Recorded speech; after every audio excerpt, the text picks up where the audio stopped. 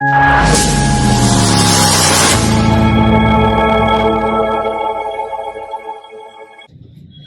भाई, तो आज का टॉपिक है जो आज हम स्टार्ट करेंगे वो करेंगे वेव ऑप्टिक्स। क्या स्टार्ट करेंगे? Wave optics. हाँ, देखो वेव ऑप्टिक्स उन्हीं को समझ आएगी जिन्होंने एसएचएम और वेव्स पढ़ा होगा।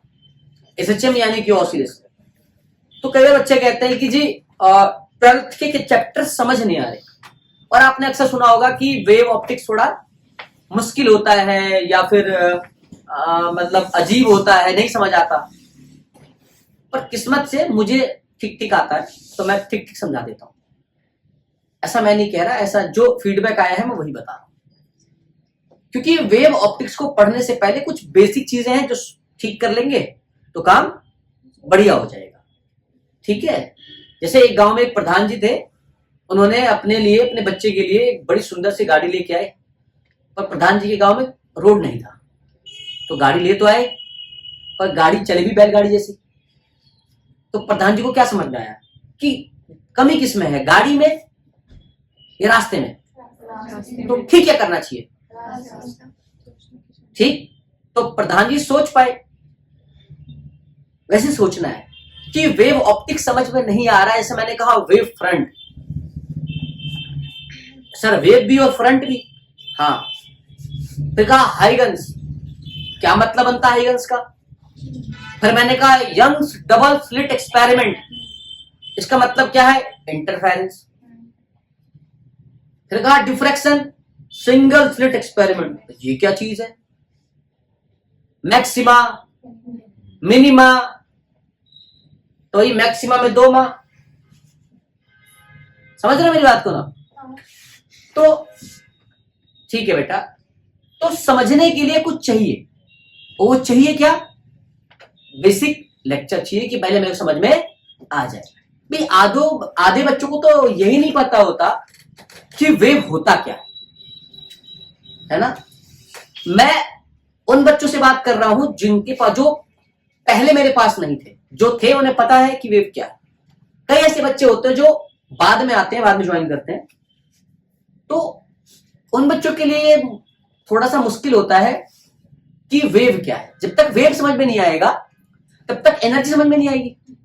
अब मैं आपसे एक बात कहूं कि जब तक वेलोसिटी सेम है, जब तक फेज सेम है, या यूं कहूं कि मीडियम सेम है, और अगर मीडियम के बदल जाने से वेलोसिटी बदल गई तो बच्चा कहेगा यार ये क्या चीज पढ़ा रहा है।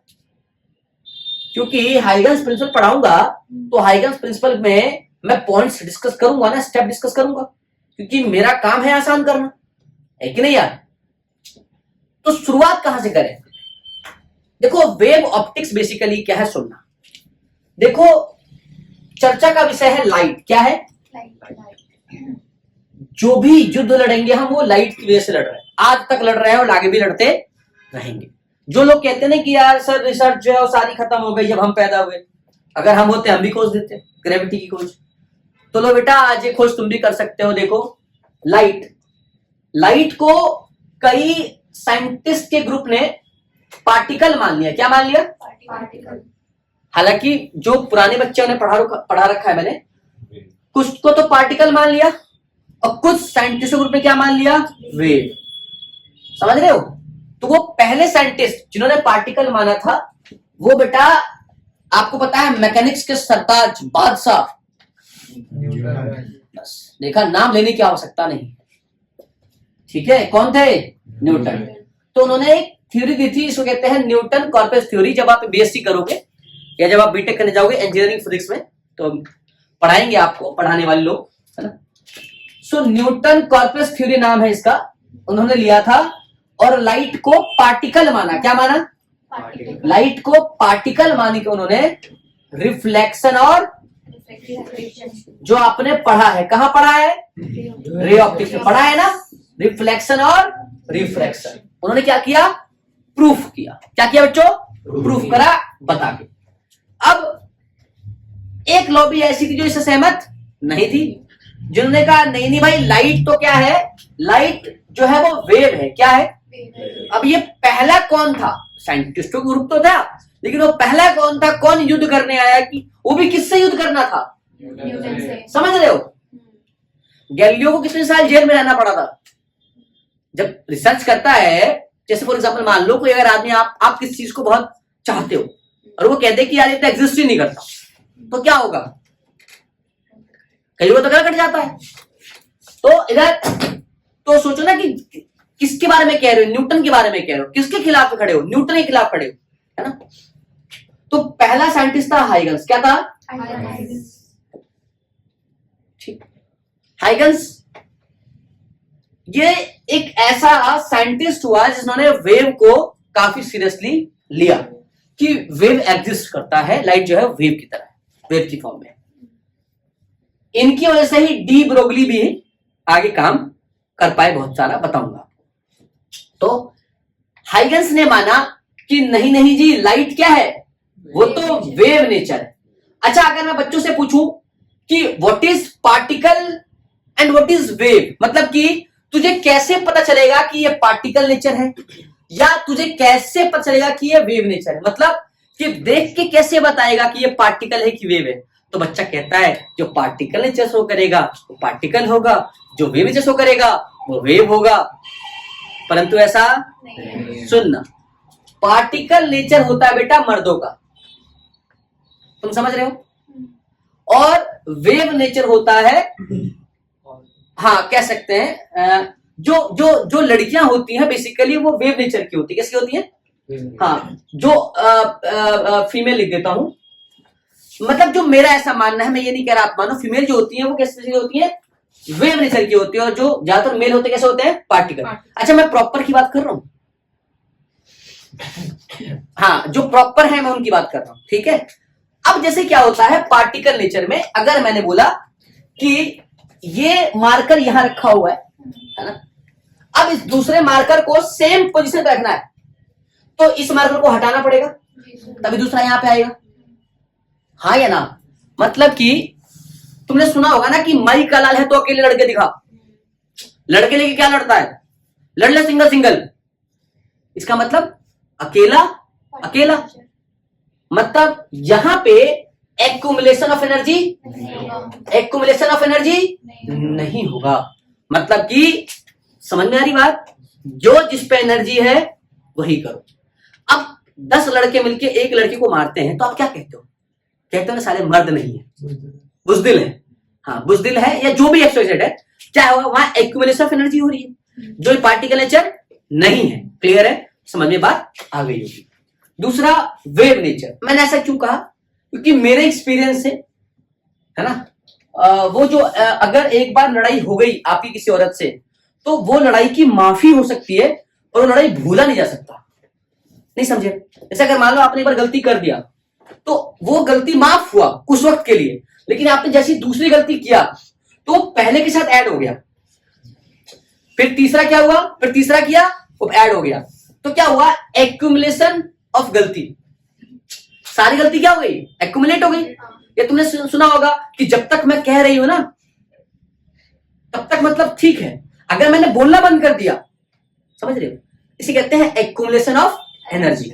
मतलब कि जब एनर्जी इकट्ठा होने लगे, क्या होने लगे, कोई बात नहीं, अगर एनर्जी इकट्ठा होने लगे तो इसे कहते हैं एक्यूमुलेशन ऑफ एनर्जी। और एनर्जी इकट्ठा होने मतलब कि बातें मन में इकट्ठा होने लगे, है ना, एक तो कह देना है, दूसरा क्या है, बातें मन में लेके चलना है। क्लियर है, तो एक्यूमुलेशन ऑफ एनर्जी क्या कहलाता है, वेव नेचर। मतलब इसका लाइव एग्जांपल है ये लाइट, क्या है, लाइट सारे कोने में जा रहा है, हर एक कोने में जा रहा है, एक ऑब्जेक्ट को आप चारों तरफ से देख सकते हो, तो क्या उस पर लाइट पड़ रहा है, तो क्या एक जगह पे एक ही लाइट पड़ रहा है, नहीं, अलग अलग एंगल से सब लाइट पड़ रहा है उस पर।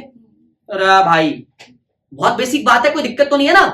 तो ये क्या है, एनर्जी एक्यूमुलेट हो रहा है ना भाई, समझ गई बात, इसे कहते हैं इंटरफेरेंस। क्या कहते हैं, तो इंटरफेरेंस का मतलब क्या होगा, एक दूसरे पे क्या करना, एक दूसरे से इंटरसेक्ट करना। तो इंटरसेक्ट किया तो एनर्जी क्या हुआ, एक्यूमुलेट हुआ ना। तो जो एनर्जी एक्यूमुलेट करेगा वो क्या होगा, वेव नेचर, और जो नहीं करेगा वो पार्टिकल। तो मैं बात समझ में आ गया। तो एक वो लॉ भी थी जो कह रही थी कि एनर्जी एक्यूमुलेट होता ही नहीं है, लाइट में एनर्जी एक्यूमुलेट नहीं होता, एक कह रहा था कि भैया होता है। समझिए बात, मतलब कि वो वेव नेचर शो करेगा। और ये बताया हाइगन्स, क्या बताया? तो जब इनकी लड़ाई न्यूटन से हुई तो न्यूटन ने कहा था कि भैया मैंने तो रिफ्लेक्शन और रिफ्रैक्शन प्रूफ किया पार्टिकल मान के। तो लोगों ने कहा कि भैया अगर आपने रिफ्लेक्शन और रिफ्रैक्शन प्रूफ करा पार्टिकल से, और हाइगन्स ये दावा कर रहा है कि वो वेव नेचर से, कि लाइट जो है वो वेव नेचर है, तो भाई तू भी तो रिफ्लेक्शन रिफ्रैक्शन प्रूफ कर, तभी तो मानेंगे। तो हाइगन्स ने कहा बस इतनी छोटी सी बात, उसने रिफ्लेक्शन भी प्रूफ कर दिया, रिफ्रैक्शन भी प्रूफ कर दिया, इंटरफेरेंस भी प्रूफ कर दिया, और डिफ्रैक्शन भी प्रूफ कर दिया। अब हाइगन्स ने कहा अब तू करके बता इंटरफेरेंस। किसको बोला?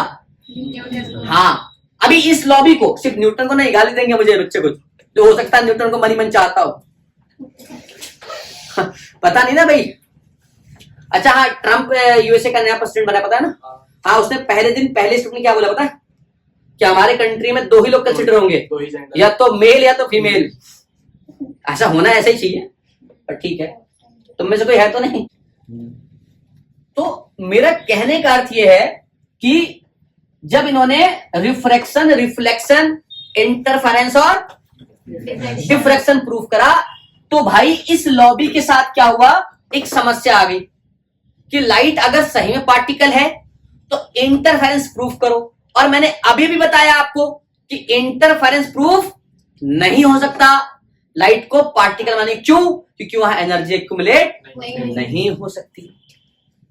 अरे बात समझ में आया? yes, sir. अब इसके आगे की बहुत सारी कहानियां हैं, जो मैं कहानी अब आगे का बताऊंगा नहीं, है ना। इसके बाद मैक्सवेल आए, फिर मैक्सवेल के बाद आइंस्टीन साहब आए, कहानी बहुत लंबी चली। ये लोग आपस में लड़ रहे थे, लाइट पार्टिकल है, वेव है, पार्टिकल वेव है। आइंस्टाइन साहब आए, उन्होंने कहा है ऐसी की तैसी लाइट जो है वो फोटोन के रूप में है, लाओ नोबेल प्राइज दो।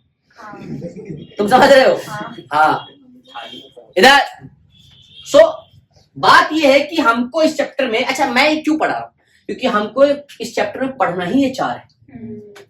मैंने एक चीज और नहीं बताया, और ऐसा नहीं है कि हाइगन्स ये बता के बहुत खुश हो गए। हाइगन्स क्या नहीं बताया बच्चों? क्या नहीं बता पाए? हाइगन्स क्या नहीं बता पाए? 4 तो कर गए प्रूफ, क्या नहीं कर पाए प्रूफ? पोलराइजेशन।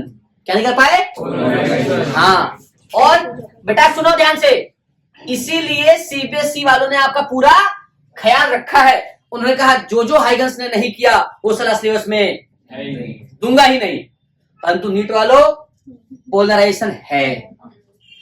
क्लियर है? तो पोलराइजेशन को भी अपने हिसाब से देखा जाएगा। कराना तो मुझे पूरा है। अब ये पता नहीं बोर्ड्स वाले बच्चे देख रहे हैं कि नीट वाले देख रहे हैं कि सीबीएसई वाले देख रहे हैं ना। तो जिन्होंने पैसा दिया है मुझे अभी तक, जो ऑफलाइन वाले हैं, उन्हें तो पूरा ही पढ़ाऊंगा, है ना। वैसे अपलोड पूरी कोशिश करूं करने की। तो ये पोलराइजेशन आपके सिलेबस में नहीं है। तो अब वो बच्चे जो कह रहे हैं भैया हम तो मार्क्स के लिए पढ़ना चाहते हैं, भैया 4 आपके सामने, रिफ्लेक्शन, रिफ्रैक्शन, इंटरफेरेंस और डिफ्रैक्शन। अब ये लेक्चर मैं उसी सीरीज में ऐड ऑन करूंगा, किसमें? जो मैंने बना रखा है बोर्ड्स के लिए, ये मैं अपलोड कर दूंगा। तो एक तरफ तो इंटरफेरेंस वेव चल रहा है, बाकी अगला मैं रिकॉर्ड कर दूंगा डुअल नेचर। तो अब 2 चैप्टर हो चुके हैं, फर्स्ट सेकंड हो गया, इलेक्ट्रोस्टैटिक खत्म, है ना। वो डुअल नेचर, एटम, न्यूक्लियाई और सेमेट, तो ये 19 नंबर वो हो जाएगा, ये हो जाएगा। उधर मैंने ईएमआई और एसी डाल रखा है, तो वहां से हेल्प ले लो। आरएलसी मैं करा दूंगा, तो वहां से हेल्प आ जाएगी। बाकी मैग्नेटिज्म के लिए इंपॉर्टेंट मैं अलग से बना दूंगा, तो ऑलमोस्ट में सब कवर हो जाएगा। ठीक है, अब बच्चों थोड़ा सा मैं इसके आगे चलता हूं। अब आपको समझ में आ गया कि सिलेबस में पढ़ना क्या है। हाइगन्स प्रिंसिपल के थ्रू रिफ्लेक्शन और रिफ्रैक्शन। चलो, बट सवाल यह है कि सर वेव क्या होता है? अब बच्चों को नहीं पता कि सर वेव क्या होता है ना, क्या होता है वेव। तो मान लो कि एक बात समझाता हूं आपको कि वेव क्या है। बेसिकली अगर मैं कहूं कि द ट्रांसफर ऑफ एनर्जी, क्या बोलूं? द ट्रांसफर ऑफ एनर्जी और फिनोमेना। क्या बोला? तो फिनोमेना तो किताब लिख देता है ना, किताब में फिनोमेना समझाता नहीं है। मैं बोला ट्रांसफर ऑफ एनर्जी और फिनोमेना, या इसका दूसरा नाम मोमेंटम भी बोल सकता हूं। क्या बोल सकता हूं? हाँ। तो सर एनर्जी ट्रांसफर तो होता है कि नहीं? सर मैंने इस चीज को पुल करा, इस चीज को पुश करा, अरे करा ना। मैं किसी को धक्का देके एक जगह से दूसरी जगह लेके जा रहा हूं। मैंने पढ़ा था सर वर्क पावर एनर्जी में कि ये कोई ब्लॉक है, इस ब्लॉक पे फोर्स लगाया और ये ब्लॉक यहां से यहां आ गया, तो सर इसने तो मोमेंटम भी चेंज करा। भैया इसका मास m था, इसका मास m ही रहेगा, लेकिन इसकी वेलोसिटी यहाँ u थी, यहाँ v हो गया था। ये तो मैकेनिक्स की बात हो गई। तो यहां पे तो एनर्जी चेंज हुआ, एनर्जी का ट्रांसफर हुआ। हाँ तो सर ये वेव है नहीं, तो अभी तो कह रहे थे कि ट्रांसफर एनर्जी वेव है। मैंने कहा पूरा तो सुन कि एनर्जी का ट्रांसफर तो हो लेकिन पार्टिकल ट्रांसफर ना हो। अब यार ये क्या बात हुआ? हुआ बात, बिल्कुल हुआ। तुमने पुरानी फिल्मों में देखा होगा साइकिल स्टैंड इस तरह से साइकिल लगा होता था, साइकिल इस तरह से। अब साला कोई कहे ये साइकिल तो नहीं दिख रहा, अरे मान ले साइकिल दिख रहा है, वैसे भी तो कुछ मान ही रहा है ना, हाँ है ना। अब देखते हो हीरो क्या करता है, एक लात मारता होगा तो विलन एक साइड भी गिरता होगा और सारी दड़ा दड़ू, बोलो हाँ ना, सब गिर जाती होंगी। तो ये क्या है? वे भी तो है कि एक एनर्जी दूसरे को पास करी, दूसरे ने, तीसरे ने नहीं आया, बट इनिशियली एनर्जी मिली किसको थी? पहले वाले। अब पहुंची कहां तक? तो लास्ट वाले का मिला पहले वाले से। नहीं बात समझ में आई? नहीं बात समझ में आई? एनर्जी हमने इसको दिया, इसने इस तरह एनर्जी ट्रांसफर हुआ। क्या इस वाले पार्टिकल ये खुद यहां तक गया था क्या? बात समझ में आ गई? जैसे इसको थोड़ा सा और अच्छे से समझोगे तो basically transfer of energy without any transfer of the particle. इसका एग्जांपल सबसे अच्छा मेरा बोलना और आपका सुनना। अगर मैं काम की बात करूं और फालतू की बात करूं तो इसका एग्जांपल आपके मोहल्ले की आंटियां। है ये बात फालतू की, लेकिन तुम्हारे बहुत काम आएगी। मान लो किसी फलाने मोहल्ले में फलानी आंटी जो है, हर मोहल्ले में एक आंटी होती है जिनका कर्तव्य है कि मोहल्ले की सारी बातें जो है वो जाने और पूरे मोहल्ले को बता दे। तो मान लो कि उस फलाने मोहल्ले में तुम रहते हो, उस फलाने मोहल्ले की फलानी आंटी है, उन्होंने तुम्हें किसी के साथ देख लिया है नहीं, चिली पोटैटो खाते हुए और खिलाते हुए, ठीक है। तुमने हाथ से चम्मच लगाया, चम्मच बोलते हैं, कांटा बोलते हैं, जो भी बोलते हैं, वो उठा के और तुमने ऐसे खिला ही रहे थे कि आंटी ने देख लिया, तो स्कैन हो गया, खचा, ठीक है। अब बस आंटी ने क्या करना है, एक को बताना है। प्रिंट आउट सही कह रहा, आंटी ने करना है क्या, एक को बताना है ना। आंटी के अंदर आंटी जो है वो प्रेसिडेंट है, फिर चीफ सेक्रेटरी, फिर सेक्रेटरी, फिर वार्ड।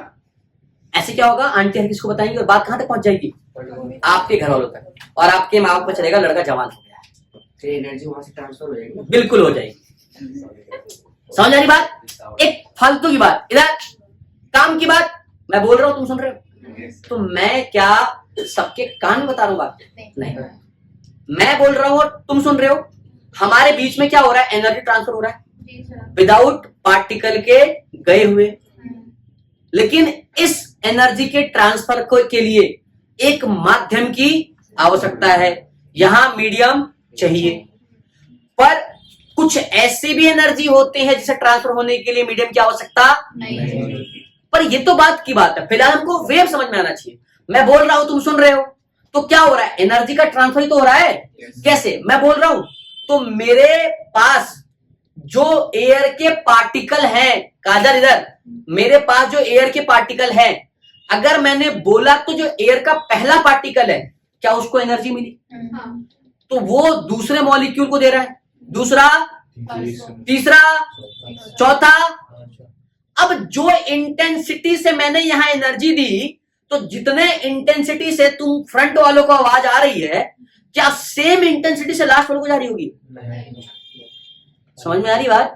क्या हो रहा है, पार्टिकल और मॉलिक्यूल के द्वारा क्या हो रहा है, एनर्जी ट्रांसफर हो रहा है। जैसे कि इधर बेटा बात नहीं, किसी ने बोला पार्टिकल इस तरह से, बोलो हाँ ना यार, तो किसी ने पार्टिकल को बोल के यहां एनर्जी दी, तो इसको मिला, ये ऑसिलेट करके इसको गया, ये ऐसे गया, मतलब ऑसिलेशंस के थ्रू यहां तक पहुंच गया, लेकिन धीरे धीरे क्या हुआ, उसकी इंटेंसिटी डिक्रीज हो रही है।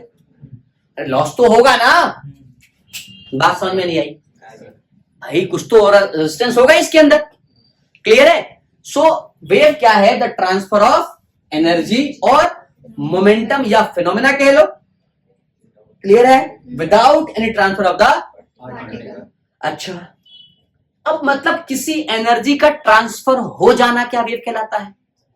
सही बात है, बस ट्रांसफर, एनर्जी का ट्रांसफर हो जाना क्या वेव कहलाता है?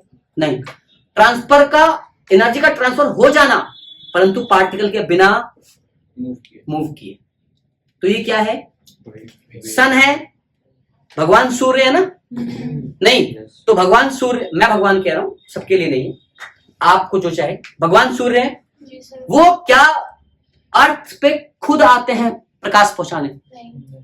आपको घर में एक एलईडी लगाना पड़ता है ना, बल्ब लगाते हो ना भाई, तो जब बल्ब लगाते हो तो ही लाइट मिलता है ना आपको, सही या गलत? क्लियर है? तो बल्ब एक जगह लगाते हो और लाइट उस कोने तक पहुंचता है, तो ये भी तो एनर्जी का ट्रांसफर है। क्लियर है? नहीं तो एक सन है और सन से क्या हो रही है, लाइट यहां तक आ रही है। क्लियर है? तो ये भी तो ट्रांसफर ऑफ एनर्जी है without any transfer of the particle. अब सन थोड़ी मूव कर रहा है भाई, हाँ या ना? नहीं, हर तरफ से साइंस के अंदर सन फिक्स्ड है, हम ही आसपास घूम रहे हैं। क्लियर है? चलो, तो ये बात समझ में आ गई। अच्छा सर, लाइट भी क्या है? वेव्स है। साउंड भी क्या है? वेव्स है। तो मतलब ऐसी एनर्जी ट्रांसफर कर जाए without any transfer of the particle, ये वेव कहलाता है। मैंने कहा अब जब आप ध्यान से देखोगे तो कुछ एनर्जी ऐसी मिलेंगी जो शरीफ होंगी बेचारी, उन्हें कोई लेना देना नहीं है, मीडियम दो ना दो। बात समझ में आ रही है? ऐसी एनर्जी जो मीडियम पे डिपेंड नहीं करती, या ऐसे वेव्स जो एनर्जी जो मीडियम पे डिपेंड नहीं करते। एक तो वो वाले, और दूसरे वो वाले जो कहते हैं भाई मैं चलूंगा तभी जब मुझे मीडियम। अब सच में कोई तीसरी कैटेगरी नहीं होती कि थोड़ा मीडियम भी थोड़ा नहीं भाई बेटा, जो पढ़ाऊंगा या तो हाँ या तो हम इंसानों जैसा नहीं कि थोड़ा थोड़ा सब नहीं, बिल्कुल नहीं। मैंने बताया था आपको थोड़ी देर पहले, सिमिलरली ऐसा। अब वेव्स दो टाइप के होते हैं, होते हैं दो, एक वो जिन्हें मीडियम चाहिए, एक वो जिन्हें नहीं चाहिए। तो जिन्हें नहीं चाहिए वो है नॉन मैकेनिकल, क्या कहते हैं? Non mechanical. और वो जिन्हें मीडियम चाहिए वो क्या कहलाएंगे? Mechanical waves. सही बात है? अब बताओ, साउंड को ट्रेवल करने के लिए क्या चाहिए? तो साउंड को ट्रेवल करने के लिए मीडियम चाहिए, तो साउंड वेव्स कौन सा वेव होगा? लेकिन लाइट को नहीं चाहिए, तो लाइट को मीडियम नहीं चाहिए, तो क्या लाइट हमारा कहलाएगा नॉन मैकेनिकल वेव्स। और क्या इसी लाइट को हम इलेक्ट्रोमैग्नेटिक वेव्स भी कहते हैं? तो क्या non mechanical waves are also called electromagnetic waves? इसलिए 11th की केमिस्ट्री से लेके 12th की फिजिक्स तक आपको पढ़ाया गया होगा कि जो फीचर्स फोटॉन्स के हैं वही फीचर्स इलेक्ट्रोमैग्नेटिक वेव्स के होंगे। Yes sir. दिमाग सो गया है सर, एक ही बात तो है, केमिस्ट्री का मास्टर भी वही पढ़ा रहा है, हम भी वही पढ़ा रहे हैं, है कि नहीं भाई?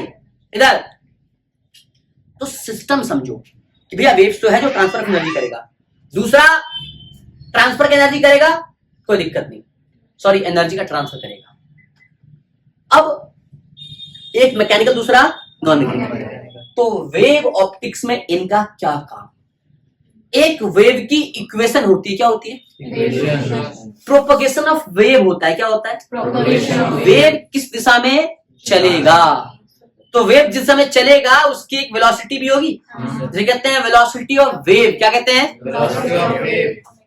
तो प्रोपगेशन ऑफ वेव, अब मैं आपको बोलूं कि ये एक वेव फ्रंट है, क्या है? अब मैं कहूं कि वेव फ्रंट पे जो प्रोपगेशन ऑफ वेव है वो परपेंडिकुलर होता है, क्या होता है? तो तुम माथा पीटोगे, प्रोपगेशन ऑफ वेव क्या है? अरे प्रोपगेशन ऑफ वेव का मतलब कि जिस दिशा में एनर्जी ट्रांसफर हो रही है। बात समझ में आया? क्लियर है कि नहीं है?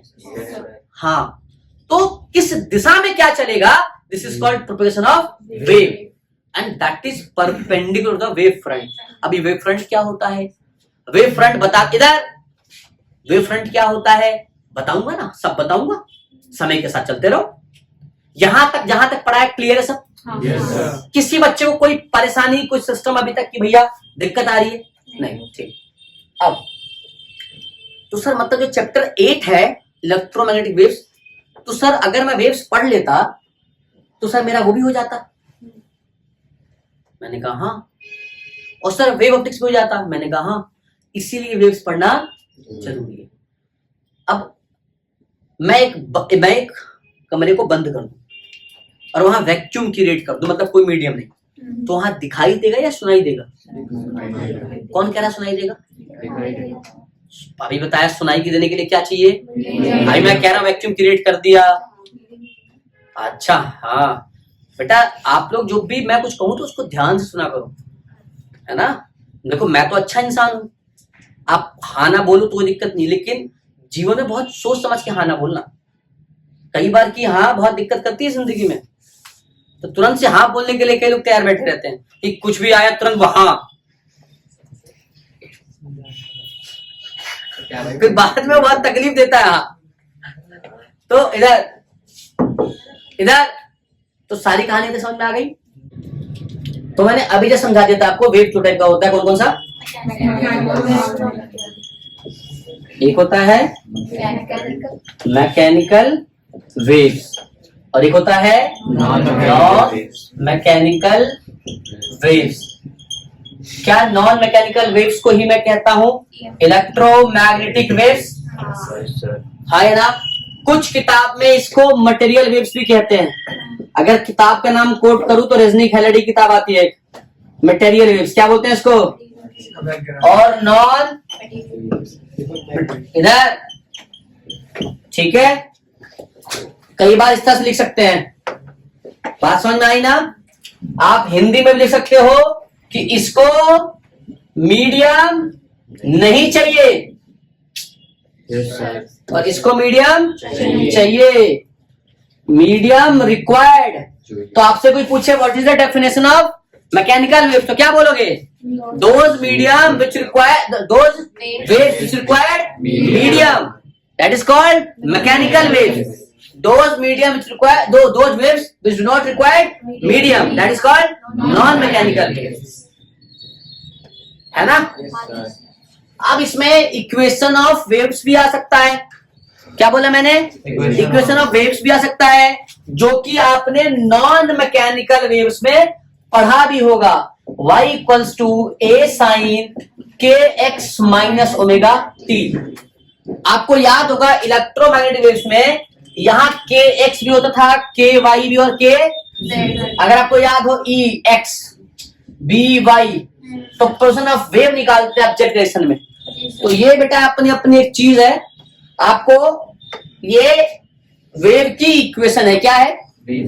अगर वेव की इक्वेशन ये है तो वेलोसिटी भी वेव की, यानी कि जो प्रोपेगेशन है वेव है, मैंने क्या बताया था, वेव फ्रंट के परपेंडिकुलर होगा। क्लियर है? वेव फ्रंट क्या होता है और डिस्कस करेंगे। फिलहाल मेरा काम था आपको ये बता देना, एक होता है साउंड वेव, एक होता है लाइट वेव।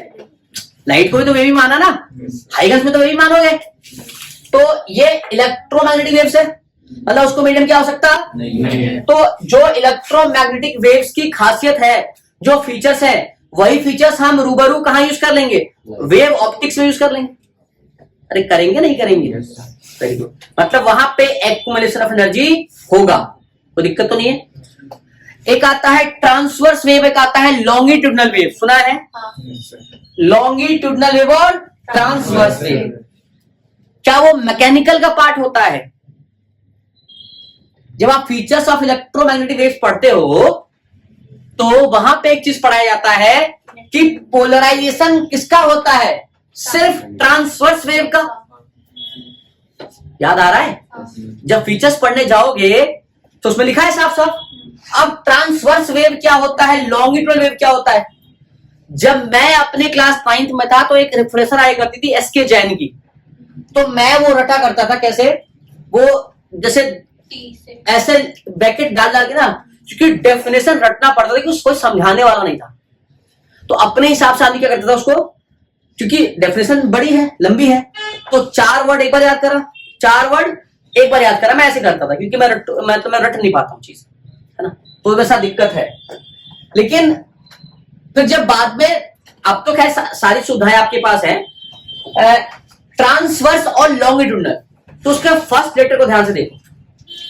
तो ट्रांसवर्स में अगर मैं बोलूं ट्रांसवर्स, ट्रांसवर्स क्या बोलेंगे इसको, वेव, और एक लॉन्गिट्यूडनल वेव बोलते हैं ना। अच्छा, कई लोगों का ऐसा मानना भी है कि जो ये मैकेनिकल वेव्स होता है ये 2 टाइप का होता है, एक कहते हैं लॉन्गिट्यूडनल को और एक कहते हैं ट्रांसवर्स को। जबकि मेरा मानना ऐसा है, मैं ऐसा पढ़ाता हूं बच्चों को कि बेटा इलेक्ट्रोमैग्नेटिक वेव्स भी जो है वो ट्रांसवर्स नेचर शो करता है। क्लियर है? अब बहुत सारी चीजें इसके अंदर, मैं एग्जैक्ट डेफिनेशन पे नहीं जा रहा, तो समझिएगा। एक होता है लॉन्गिट्यूडनल, एक होता है ट्रांसवर्स। अब दोनों में टी है ना, टी। अब टी को बनाओगे तो आपको समझ में आएगा कि एक लाइन और दूसरी लाइन आपस में परपेंडिकुलर है। टी बनाने का मतलब यही है। Yes, sir. तो 2 चीजें होती हैं, एक प्रोपेगेशन ऑफ वेव, मतलब वेव किधर गया, यह समझ में आएगा, हाँ या ना। दूसरा, मान लो आपने एक स्प्रिंग लिया, क्या लिया, और इससे अटैच कर दिया, ठीक है, कोई दिक्कत। अब आपने स्प्रिंग को ऐसे खींचा और खींच के छोड़ दिया, क्या करा, छोड़ दिया, तो क्या कर रहा है, ऑसिलेट करता है ना। अरे ऑसिलेट करता है, उसे सिस्टम कहते हो बाद में आप, करता है ना। सो बेसिकली देखो, तो प्रोपगेशन ऑफ वेव किधर है, एक डायरेक्शन में। इधर ही है, और पार्टिकल किधर घूम रहा है, वो भी इधर ही घूम रहा है। तो इन चीजों का ध्यान रखोगे तो समझ में आ जाएगा। जैसे आप एक रोप लो, क्या लो, जिम जाते हो ना, इसमें से कोई बच्चे जिम जाते हैं, तो जब आप जिम में रोप करते हो तो मान लो कि एक इस तरह से कोई है और वो ये रोप है ना इस तरह से, अब रोप को यूं उछाला, रोप ऐसे गया, क्लियर है। तो रोप में पहले तो ऐसे पार्टिकल थे, पहले रोप अगर ऐसा तो पार्टिकल ऐसे था, लेकिन जब रोप को क्या दिया, अगर मैं एग्जैक्टली यहां खड़ा हूं तो मैं तो यही हूं, रोप उठाया और यूं करा, तो एनर्जी मैं दे रहा हूं, एनर्जी ट्रांसफर हो रहा है। क्या वेव वहां बनता है, अरे बनता है कि नहीं बनता। Yes, sir. हाँ, मैं इसके कुछ और वीडियोस है मेरे पास, मैं कोशिश करूंगा निकालने की। देखो इस तरह से, तो क्या हो रहा है, वेव जा रहा है, एनर्जी दी, तो rope is the perfect example of wave. कोई दिक्कत तो नहीं है, गुड। अब बताओ कि ये पार्टिकल पहले तो यहां था, जैसी एनर्जी मिली यहां पहुंचा, Yes, sir. फिर ऐसे पहुंचा, फिर ऐसे ऐसे इस तरह से, बोलो हाँ ना। लेकिन वेव कैसा जा रहा है, वेव तो इधर ही प्रोपेगेट हुआ ना, हाँ, अरे वेव तो अभी भी ऐसे ही जा रहा है, तो वेलोसिटी ऑफ वेव इस डायरेक्शन में है, हाँ, हाँ है ना। पार्टिकल कहाँ जा रहा है, ऊपर या नीचे, नहीं समझ आया, पार्टिकल ऊपर गया या नीचे गया। तो इस तरह का वेव जहां वेलोसिटी ऑफ पार्टिकल जो है वो वेलोसिटी ऑफ वेव के कैसा हो, परपेंडिकुलर। ऐसे वेव क्या कहलाते हैं, longitudinal. टी, परपेंडिकुलर टी क्या कहते हैं, ट्रांसवर्स वेव। समझ में आया, मतलब कि वेलोसिटी ऑफ पार्टिकल और वेलोसिटी ऑफ वेव के बीच एंगल कितना होना चाहिए, 90 डिग्री, वो क्या कहलाएगा, ट्रांसवर्स वेव। तो लॉन्गिट्यूडनल इससे आसान हो जाता है, जैसे ट्रांसफर समझ में आ जाएगा वैसे क्या आसान हो जाता है, लॉन्गिट्यूडनल समझ में आ जाता है। लॉन्गिट्यूडनल में वेलोसिटी ऑफ पार्टिकल और वेलोसिटी ऑफ वेव या तो पैरेलल होंगी या तो एंटी पैरेलल होंगी। जैसे मेरी आवाज, मैं पार्टिकल को इधर एनर्जी दे रहा हूं तो पार्टिकल उसको एनर्जी दे रहा है, तो देखो पार्टिकल भी इधर ही जा रहा है और प्रोपगेशन ऑफ वेव भी इधर ही। अरे यार, मतलब एनर्जी भी इधर ही ट्रांसफर हो रहा है और पार्टिकल भी इधर ही चल रहा है, ऑसिलेट कर रहा है ना भाई। लोग ये पहला पार्टिकल ये ऑसिलेट करा ना, दूसरे को दिया, दूसरे ने तीसरे को, तीसरे ने, तो ऑसिलेट करके एनर्जी भी इधर जा रहा है। पार्टिकल। और पार्टिकल जो रिमूव कर रहा है तो आवाज सिर्फ आगे थोड़ी ना जा रही है, आवाज तो पीछे भी जा रही है। अरे हाँ है ना, यस सर। तो वेव तो पीछे भी जा रहा है, तो या तो पैरेलल हो या तो एंटी पैरेलल। तो वेलोसिटी ऑफ वेव और वेलोसिटी ऑफ पार्टिकल अगर साथ साथ चलेगा, चलेगा तो कौन सा वेव कहलाएगा? लॉन्गिट्यूडनल। या अपोजिट चलेगा, मतलब वेलोसिटी ऑफ वेव इधर, वेलोसिटी ऑफ पार्टिकल इधर, तो भी लॉन्गिट्यूडनल। हाँ। और दोनों साथ में चला तो भी, समझ आया? परंतु ऐसा चला तो ये ऐसा है ना। थोड़ा सा मैं दिखाता हूँ अगर शायद मैं समझा पाया तो। इस तरीके से ना, ये इधर जा रहा है, ये पार्टिकल ऊपर नीचे, और ये ऐसे जा रहा है ना। देखो इस तरह से, ये ऊपर जा रहा है, नीचे ऊपर नीचे, और ये इस तरफ से। समझ आई बात? परपेंडिकुलर रहेगा। तो एक तो हो गया लॉन्ग, दूसरा हो गया ट्रांसवर्स, है ना। तो यहां से इलेक्ट्रोमैग्नेटिक वेव्स का भी एक बात समझ में आ गया कि पोलराइज जो होता है वो कौन सा होता है? तो कौन सा होता है? ट्रांसवर्स वेव होता है। क्या होता है? तो एक बात दिमाग में सोचो, हाइगन्स क्या प्रूफ नहीं कर पाए थे? पोलराइजेशन। कुछ दिमाग में बात आई कि पोलराइजेशन प्रूफ नहीं कर पाए थे। इसका मतलब उन्होंने क्या लॉन्गिट्यूडनल वेव लिया था? क्या उन्होंने ट्रांसवर्स नहीं लिया था? या यूं कहूं कि उस वक्त ऐसा कुछ था ही नहीं, उस वक्त पता ही नहीं था लोगों की लॉन्गिट्यूडनल क्या होता है, ट्रांसवर्स क्या होता है। यस। ऐसा कह सकता हूं, या ऐसा कहूं कि वेव की रचना उन्होंने की। तो जो इंसान ने पहले बताया कि लाइट एक वेव है, तो क्या उससे पहले वेव नहीं था? हाँ। सवाल बहुत सारे मन में आ रहा है ना, तो उस पर चर्चा हम नहीं करेंगे। क्लियर है? ठीक है, वो हमारा काम नहीं है, वो तुम्हारा काम है इंजीनियरिंग डिपार्टमेंट। ठीक है, और वो मेरा कोई लेना देना नहीं, जहां से पैसा मिलेगा वहां काम करेंगे ना भाई। तो देखो, ट्रांसवर्स और लॉन्गिट्यूडनल वेव्स क्लियर हो गए दोनों। अब ये वेव ऑप्टिक्स में जब मैं बोलूंगा कि एक पॉइंट सोर्स है, क्या है? Point source. ठीक है, अब पॉइंट सोर्स से एनर्जी क्या हो रही है? निकल रही है, एनर्जी जा रही है या लाइट जा रही है? तो मैं कहूं कि एक पॉइंट सोर्स से लाइट जा रही है, तो आप उसे लाइट कंसीडर करोगे या वेव? वेव। लाइट तो वेव तो है हाइगन्स के अकॉर्डिंग, मेरे नहीं, फिर बात कर रहा हूं। तो आप वेव मानोगे। वेव कैसे चलता है? यूं यूं यूं चलता है, चलता। अब आओ, अब तुम्हारी बात भेजे में समझ तुरंत फटाफट आ जाएगी। देखो, मैंने कहा कि ये एक पॉइंट सोर्स है। क्या है? पॉइंट सोर्स का मतलब बल्ब। क्या ले लिया मैंने? ले लिया। अब एनर्जी रेडिएट ऐसे कर रहा है,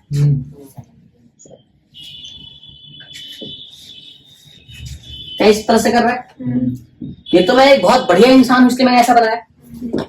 कोई भी इंसान इसको ऐसे बना सकता है? अरे भाई, इस तरह से तो जा रहा होगा। Yes sir.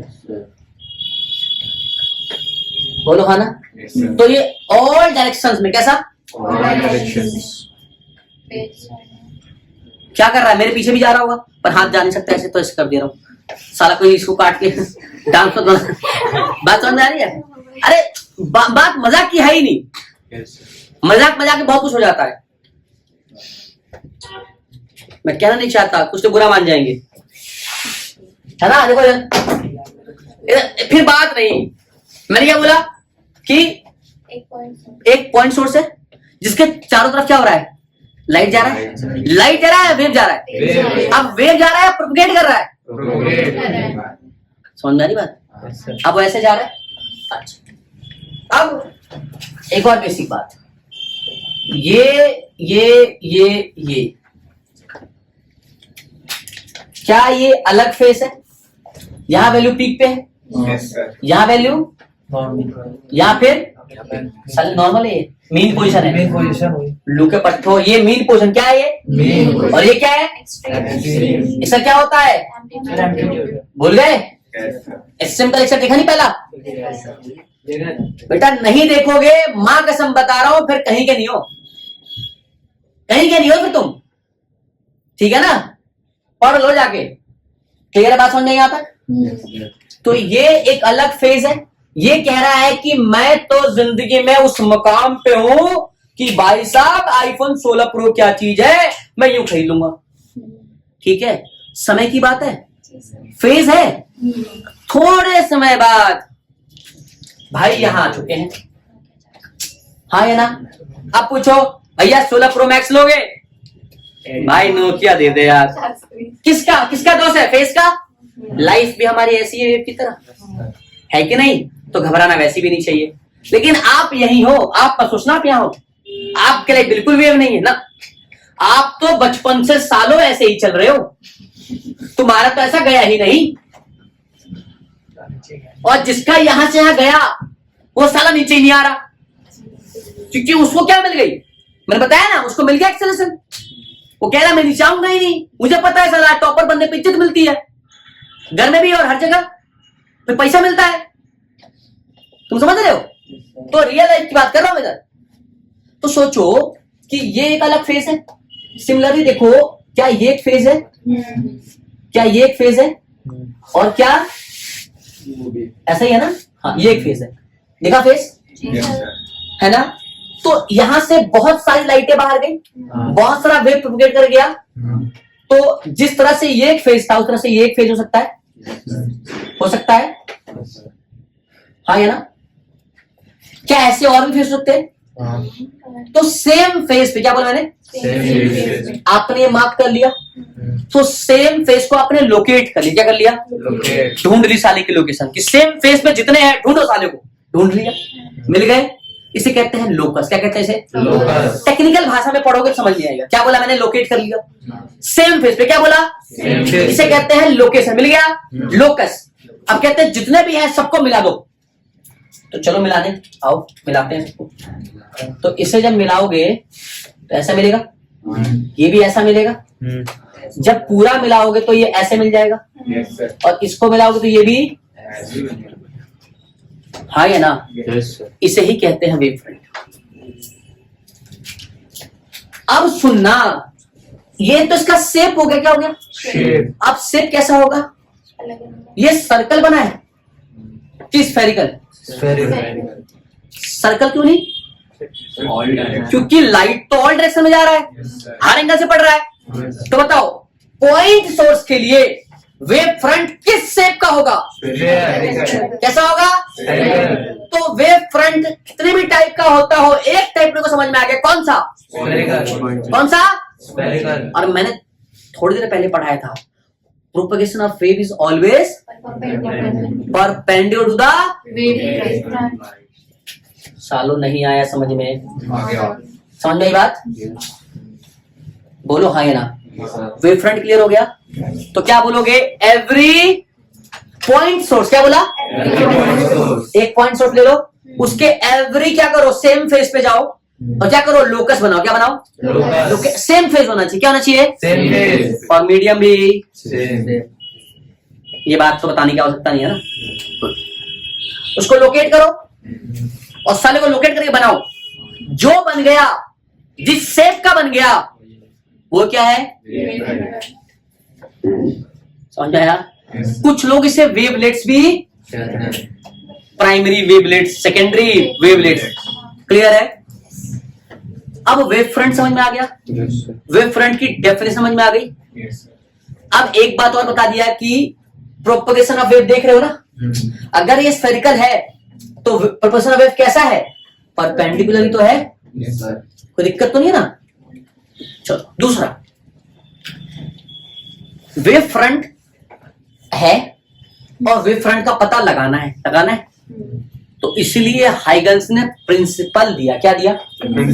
और हाइगन्स का प्रिंसिपल हमें हेल्प करता है टू डिटरमाइन द पोजीशन। क्या बोला? Position and shape of the wave front. क्या बोला? हाइगन्स प्रिंसिपल किस काम आता है? हमें हेल्प करता है किसमें? To find the position and shape of the wave front. समझ गए यार? अब वेव फ्रंट तीन टाइप का होता है। पहला कौन सा हुआ? अरे कौन सारे स्फेरिकल हुआ, पॉइंट सोर्स, उल्लू के पट्टो, ये तो सोर्स हुआ पॉइंट। सारा पूछा वेव फ्रंट कैसा हुआ? तो पॉइंट। अरे वेव फ्रंट कैसा हुआ? स्फेरिकल। बात समझ में आ गई? इधर तो मैंने बोला वेव फ्रंट कितना टाइप का होगा? पहला तो स्फेरिकल, दूसरा सिलेंड्रिकल, तीसरा प्लेन। ये 3 तरीके का है। क्लियर है? अब जिन्होंने चैप्टर सेकंड में इक्विपोटेंशियल सर्फेसेस पढ़ा होगा, अब देखना वहां कैसे काम आएगा वही चीज। मान लो कि वेव इस तरह से प्रोपगेट करके जा रहा है, बताओ यहाँ वेव फ्रंट कैसा बनेगा? सिलेंड्रिकल। साले गंजा सिर फोड़ दूंगा तेरा। तूने लेक्चर देखा नहीं? जब नहीं पता तो मत बोलना। यहाँ बनेगा प्लेन। कौन सा प्लेन बनेगा? रिलेट कर पा रहे हो? इधर रिलेट कर पा रहे हो ना? वैसा ही है। आप सुनो कैसे। किसी को नहीं पता, कैसे निकालूं? नहीं आता, सीख ले। इधर देख, क्या इसे पॉइंट सोर्स मानेगा? ठीक है, बात पे बात मत करो। बात करोगे बेटा सुत्ती पीट जाएगी तुम्हारी। ये पॉइंट सोर्स बना, कोई दिक्कत तो नहीं?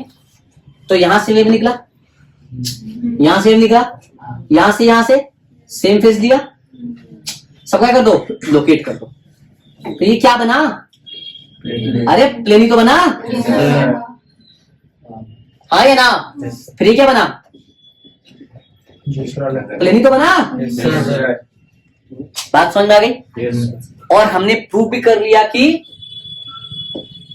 प्रोपोर्शनल ऑफ कैसा होता है? परपेंडिकुलर। तीसरा होता है सिलेंडर। कैसा होता है? सिलेंडर। क्या वो ऐसा होगा? तो तुमने मान लो यहां से ऐसी लाइट लगा दी कि नहीं? तो तुम्हारी जो वो है वो इस तरह से निकल रही है। अरे इस तरह से निकल रही है ना, तो हर तरफ से निकलेगी। अरे निकलेगी नहीं निकलेगी? तो तुम सबके फेस को जोड़ोगे, तो ये बन जाएगा। क्या बना ये? समझ आई बात? तो सिलेंड्रिकल वेव फ्रंट बन जाएगी। क्लियर है? तो वेव फ्रंट समझ में आया? पहला पॉइंट 1 नंबर आ गया। क्या होता है फ्रंट?